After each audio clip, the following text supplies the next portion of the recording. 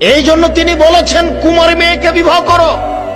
যদি আপনি দুলা ভাইয়ের কোলে বসে থাকা মেয়েকে বিবাহ করেন, সংসার ভালো টিকবে না।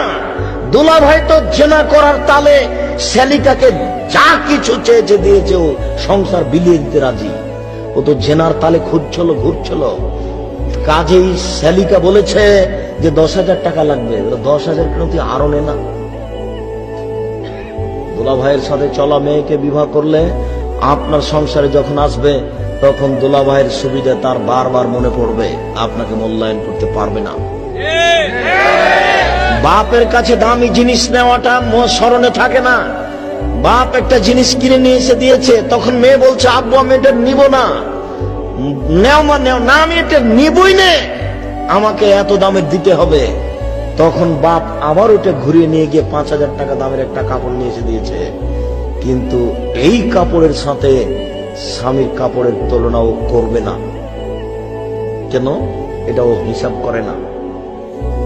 বাপের কাছে জোর করে চেয়েছে, আদায় করে নিয়েছে, এটা তার মাথাতে হিসাব থাকবে না।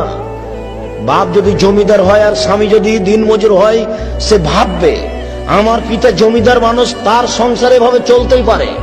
আমার স্বামী কুড়ে ঘরে থাকে, এটা আমার সংসার, এটা ভেবে নিবে।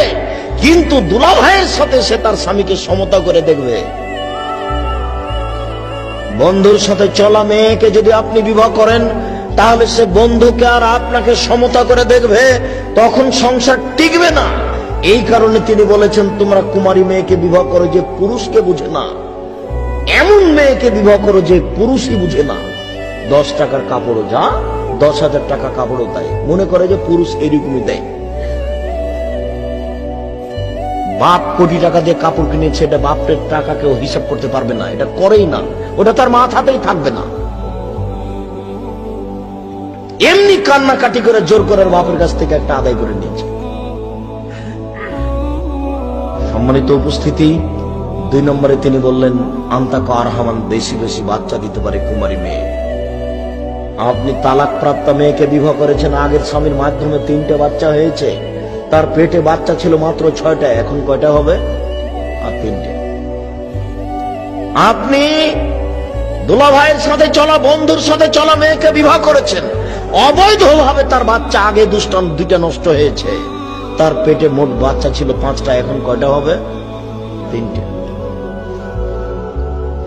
অতএব কুমারী মেয়েকে বিবাহ করেন, তিনি এমনি বলেন নিয়ে কারণ আছে।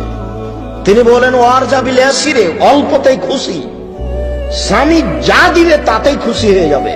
সে মনে করবে স্বামী এইরূপই দেয়। সে পিতার দেওয়াটার সাথে তুলনা করে দেখবে না, স্বামী যা দিয়েছে তাতেই খুশি হয়ে যাবে। অতএব বন্ধুর সাথে চলা মেয়েকে যদি বিবাহ করেন, দুলা ভাইয়ের সাথে চলা মেয়েকে যদি বিবাহ করেন, সংসার কন্ট্রোল হবে না। ঠিক আছে, সুন্দরী মেয়ে পাওয়া গেছে, তাহলে আপনি একটু দেখে নেন, দেখে নিয়ে বিবাহ করতে হবে।